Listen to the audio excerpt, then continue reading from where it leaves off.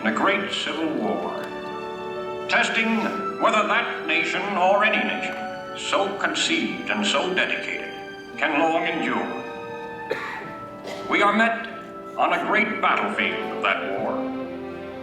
We have come to dedicate a portion of that field as a final resting place for those who here gave their lives, that that nation might live. It is altogether fitting and proper that we should do this.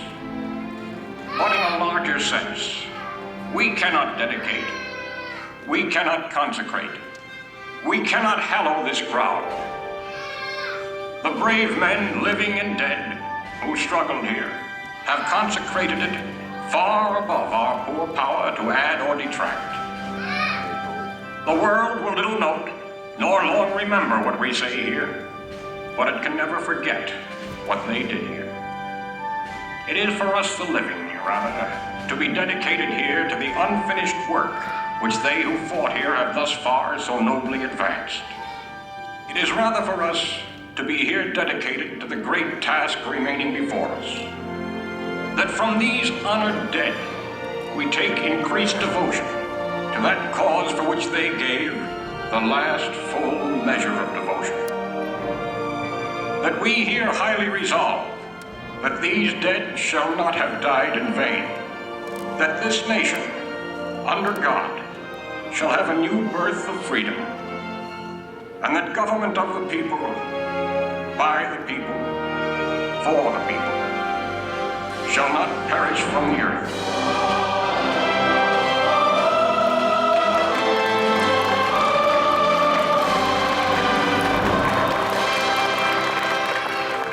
This nation did have a new birth of freedom. And as our frontiers pushed west, we looked for new leaders that embodied our bold and new spirit.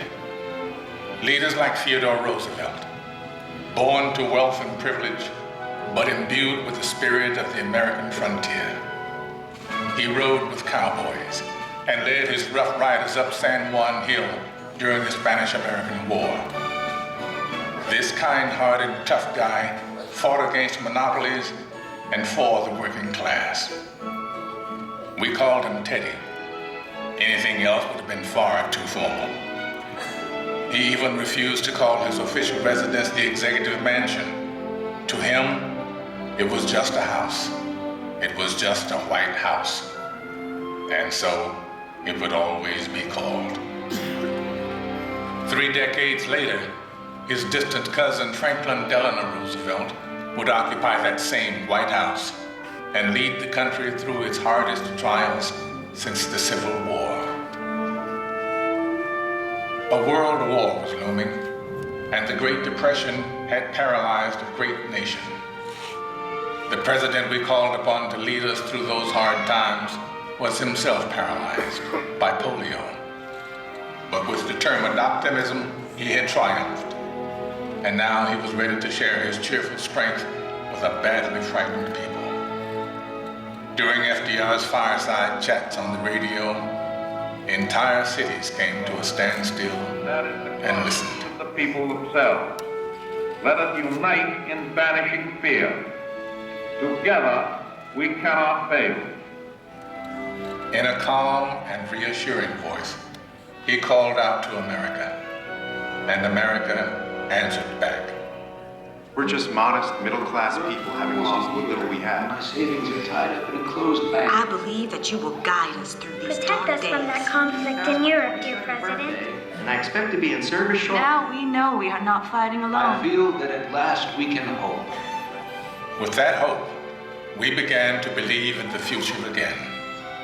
FDR had reminded us of the power of the American dream.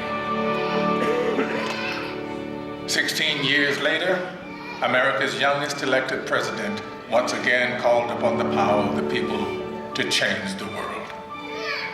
Let the word go forth from this time and place to friend and foe alike that the torch has been passed to a new generation of Americans. John F. Kennedy's stirring words ushered in a historic decade of civic activism, in which ordinary Americans struggled to right old wrongs and chart new frontiers of possibility. It has always been the role of presidents to remind us of our roots, to call us to the future. In their best moments, they speak words that are already there in our hearts, especially in times of tragedy. All I have, I would have given gladly not to be standing here today. We mourn 7 heroes. We mourn their loss as a nation together. You have lost too much, but you have certainly not lost America, for we will stand with you.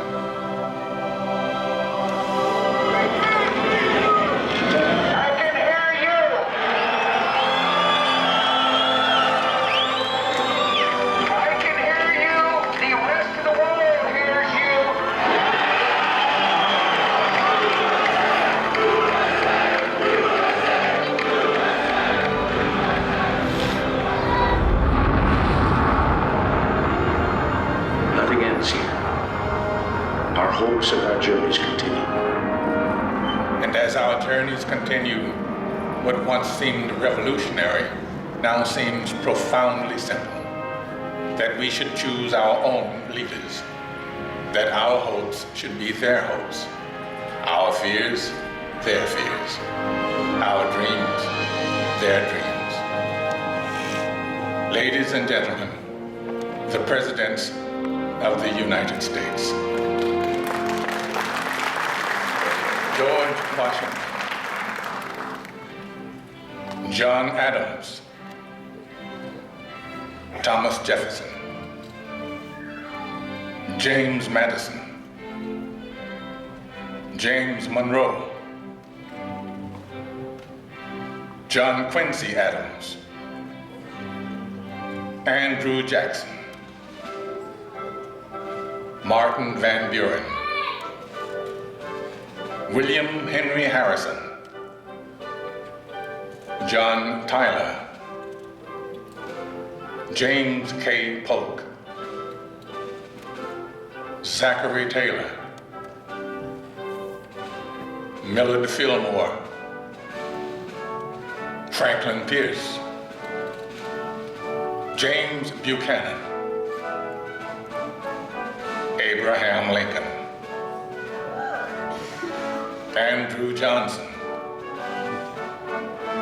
Ulysses S. Grant, Rutherford B. Hayes,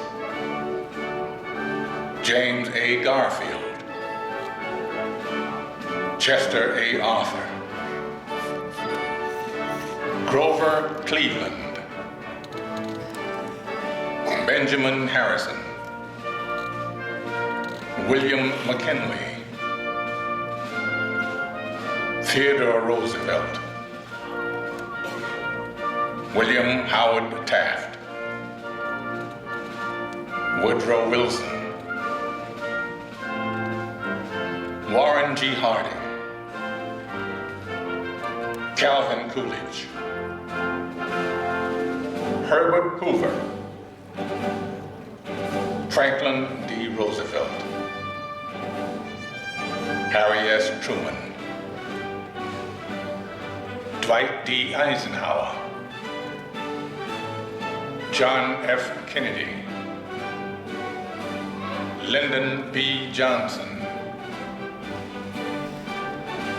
Richard M. Nixon, Gerald R. Ford, Jimmy Carter, Ronald Reagan, George Bush, Bill Clinton, George W. Bush. And now we come to the present, a present that is rooted in our past. For all of liberty's leaders have one thing in common, one trust they all accepted. My fellow citizens, No event could have filled me with greater anxieties than that notification on the 14th day of April, 1789, that you had selected me to lead our nation. But it was with the confidence of my fellow citizens that I took an oath. 35 simple words that have been repeated by every American president throughout history.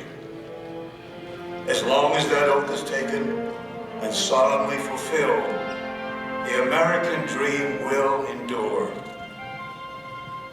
I, Barack Hussein Obama, do solemnly swear that I will faithfully execute the office of President of the United States and will, to the best of my ability, preserve, protect, and defend the Constitution of the United States, so help me God.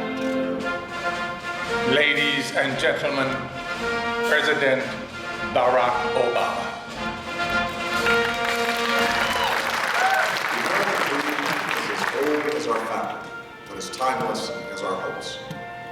It is reborn every day in the heart of every child who wakes up in a land of limitless possibilities. In a country where we the people means all the people. We may come from different places and believe different things, but what makes us American is a shared spirit, a spirit of courage and determination, of kindness and generosity.